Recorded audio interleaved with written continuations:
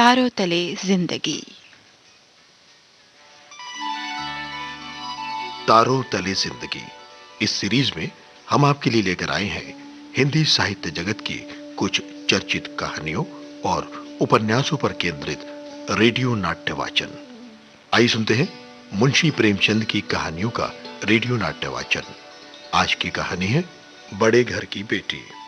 वाचन स्वर और प्रस्तुति काजल सूरी की है।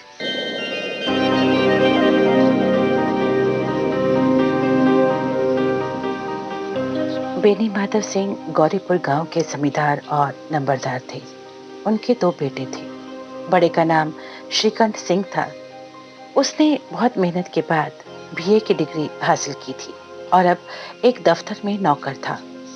छोटा लड़का लाल बिहारी सिंह सजीला जवान था और श्रीकंठ से बिल्कुल अलग था। आनंदी एक बड़े कुल की लड़की थी। उसके पिता एक छोटी सी रियासत के ताल्लुकदार थे। उनका नाम था भूप सिंह। उनकी 7 लड़कियां थीं। आनंदी चौथी लड़की थी और अपनी सब बहनों में अधिक रूपवती और गुणवती थी। एक दिन श्रीकंठ उनके पास किसी काम से आया तो भूप सिंह उसके स्वभाव पर रीझ गए और धूमधाम से श्रीकंठ सिंह का आनंदी के साथ ब्याह कर दिया। आनंदी अपने नए घर में आई तो यहाँ का रंग ढंग कुछ और ही देखा।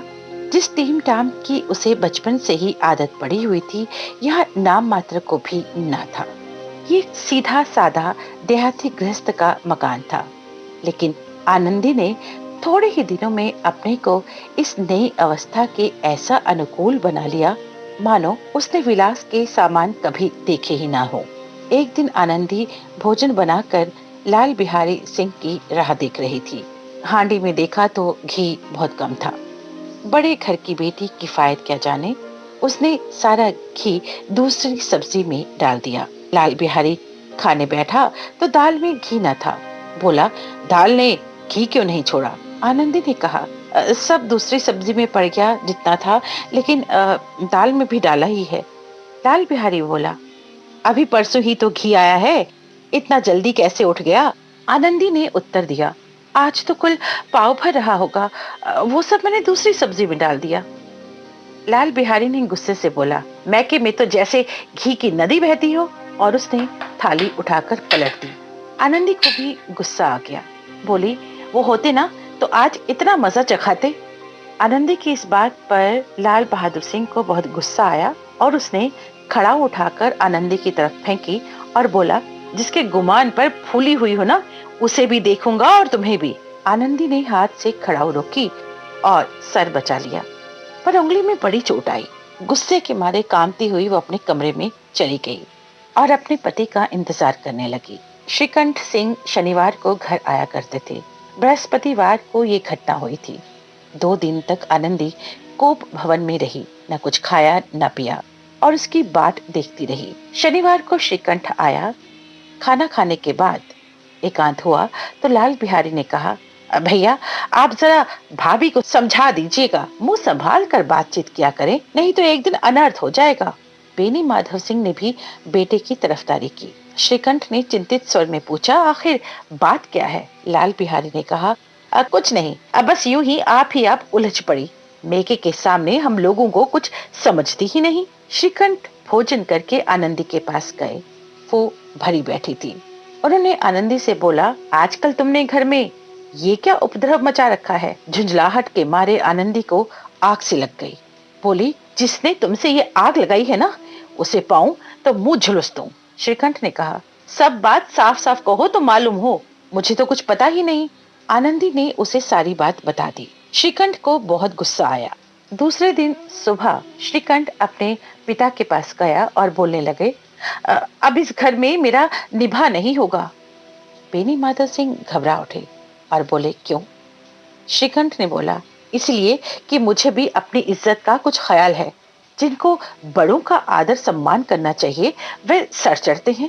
मैं दूसरे का नौकर ठहरा, घर पर रहता नहीं हूँ। यहाँ मेरे पीछे मेरी पत्नी पर खड़ाऊ और जूतों की बौछारें हों, ये बात मैं बर्दाश्त नहीं कर सकता। बेनी माधव कुछ जवाब न दे सके। बोले, लाल बिहारी तुम्हारा भाई है, उससे जब कभी भूल चूक हो तो उसके कान पकड़ो, लेकिन श्रीकंठ ने कहा, मैं लाल बिहारी का मुंह भी नहीं देखना चाहता। लाल बिहारी सिंह दरवाजे के चौखट पर चुपचाप खड़ा अपने भाई की बातें सुन रहा था। वो उनका बहुत आदर करता था और श्रीकंठ का भी उस पर हार्दिक स्नेह था।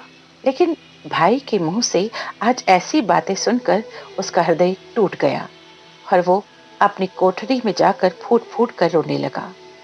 फिर उसने कपड़े पहने, अपनी आंखें साफ की और आनंदी के दरवाजे पर चला गया और बोलने लगा, भाभी, भैया ने फैसला किया है कि वो मेरे साथ इस घर में न रहेंगे और वो मेरा मुंह भी नहीं देखना चाहते, इसलिए अब मैं जाता हूँ। उन्हें फिर कभी मुंह ना दिखाऊंगा।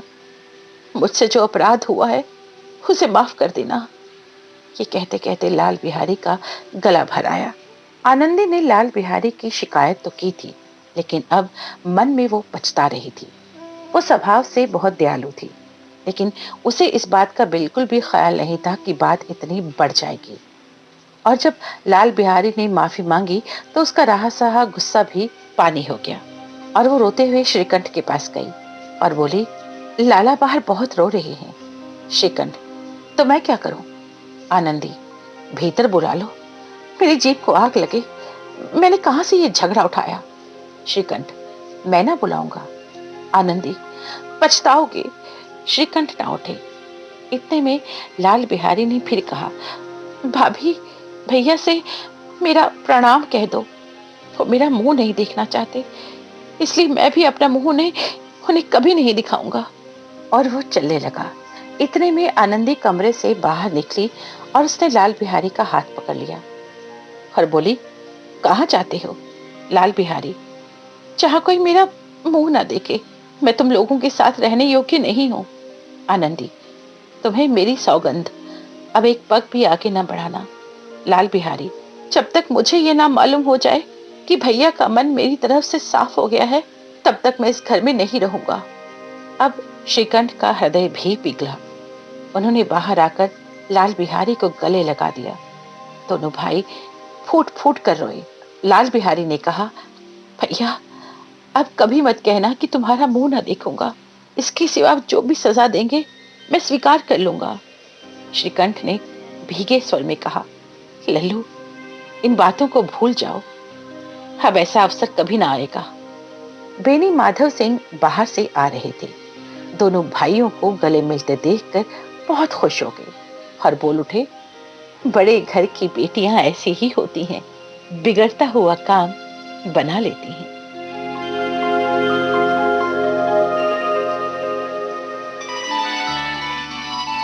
तारों तले जिंदगी, इस सीरीज में अभी आप सुन रहे थे मुंशी प्रेमचंद की कहानियों पर आधारित रेडियो नाट्य वाचन।